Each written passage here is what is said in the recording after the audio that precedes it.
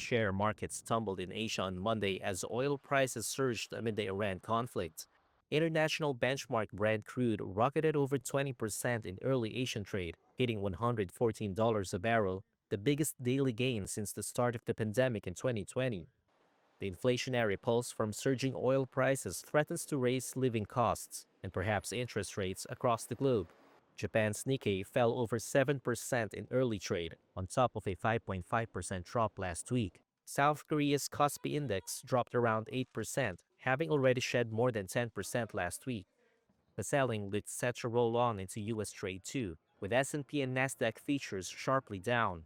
Interest rate futures also slipped as investors feared the risk of higher inflation would make it harder for the Federal Reserve to ease policy. On Monday, Iran named Mojtaba Khamenei to succeed his father Ali Khamenei as supreme leader, signaling that hardliners remain firmly in charge in Tehran.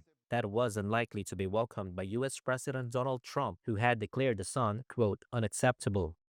With no sign of an end to hostilities and tankers still not daring to cross the Strait of Hormuz, investors were bracing for a long stretch of higher energy costs. One JP Morgan economist cautioned against a broader and sustained conflict. He said it could send oil above $120 a barrel and risk a global recession.